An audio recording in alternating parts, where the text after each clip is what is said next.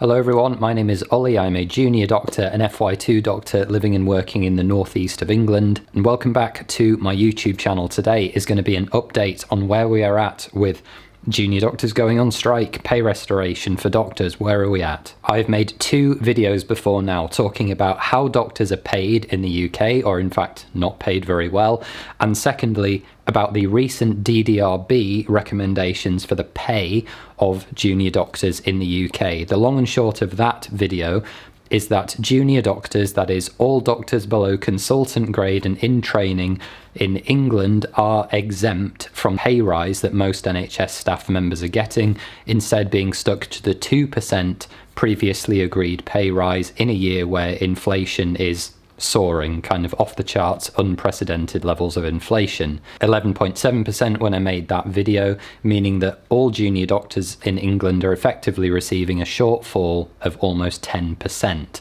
Now, in response to these insulting recommendations, an emergency meeting of the BMA Junior Doctors Committee was triggered. When something exceptional happens, the relevant committee can be called to meet on short notice at a time when they normally wouldn't. This shows you that the BMA is listening, they are reacting, they are doing the things they need to do. It's actually very, very difficult to arrange national meetings like this on short notice, but it was pulled off. And we had that meeting yesterday, Thursday, the 11th of August. To quickly outline my involvement in all of this and why I was there, I recently asked for your help in obtaining a position on the BMA UK Council. That is the highest, the executive branch within the British Medical Association, the trade union representing doctors in the UK. Because of the particular seat that I was elected to on the UK Council, I was elected as one of the 5 junior doctor branch of practice representatives for the UK. That also gives me a non-voting seat on the Junior Doctors Committee, which is again the branch of practice committee responsible for dealing with things on behalf of junior doctors, and that would include industrial action. If it were to happen, would have to be called by the JDC. So I have a seat on the main council. That's my main role as a UK representative. As part of that role, I get a non-voting seat on the Junior Doctors Committee, so I can speak and I'm privy to the events that happen there. Now, the inner workings of both of these committees are confidential, but I can talk to you today about the press release that's been put out by the Junior Doctors Committee following this emergency meeting that we had yesterday. So I'm going to link the press release in the description below, but according to the BMA, the results of a recent pay survey, which you may have seen floating around, this was completed by more than 13,000 junior doctors in the UK, and it showed that 83% of those who responded said that this year's 2% pay award is completely unacceptable, and 72% of those surveyed said that they would be prepared to take industrial action if the government does not commit to full pay restoration. That is, taking junior doctors' pay in England back to how it was in 2008-2009 before the series of pay cuts due to inflation. I'm going to read you a quote now from the chairs of the Junior Doctors Committee, Dr. Sarah Hallett and Dr. Mike Kemp, who are the two co-chairs of the JDC.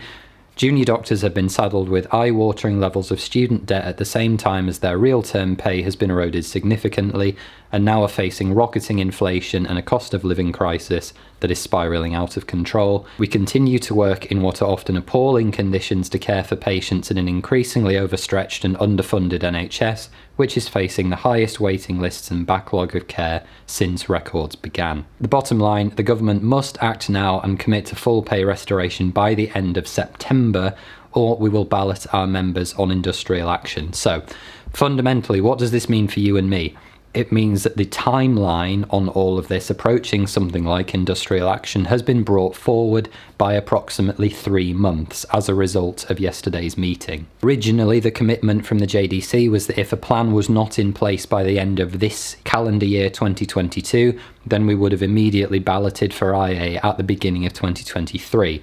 As a result of the meeting yesterday, that has been brought forward to the end of September, so the 1st of October 2022 is instead when that balloting process would start. And I know there are a lot of people out there who are unhappy with the BMA and things that have happened in the past and think that they don't care and ineffectual. The really important thing with all of this is that it is very, very complicated and difficult to coordinate any action from a union, especially something as big and complex as the BMA. Things are being done as quickly as they can be, and the fact that we've had this meeting yesterday and things have been put to the press immediately and things are being brought forward means that things are moving in the right direction. So now some action points for everyone. Please pay attention. These are the things that we need you to do. The first thing is medical students and junior doctors of any stage. It is currently free to join the BMA until October. Membership fees are zero.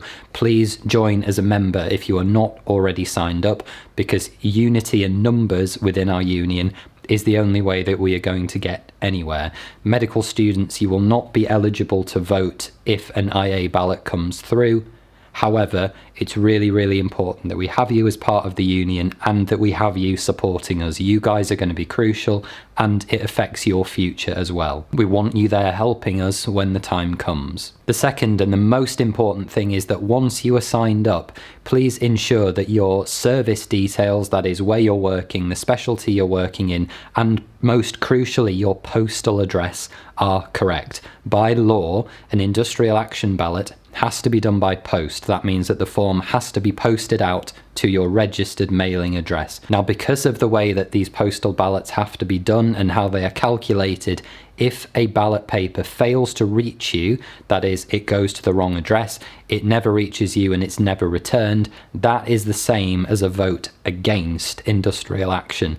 So you need to be 100% sure that if a ballot is sent to you, that it's going to reach you and that you're going to be able to return it. So please update your postal address. Third is to sign up as a pay activist. I'll leave the link to that in the description below to make sure that you are kept abreast of developments, and you will receive activism packs to help organise things in your workplace. And again, grassroots coordinating, voices and feet on the ground is going to be crucial, because if we don't meet our minimum turnout for the ballot, then we fail the ballot and nobody can do anything. We need to meet every single minimum threshold for turnout. That's going to be somewhere between 18,000 and 19,000 junior doctors, a significant proportion of which must vote for industrial action if things are going to go ahead. And then finally, this goes out for all the media medics, people like me, people on Twitter, Instagram, TikTok, those who have a brand that they're working on and they want to build.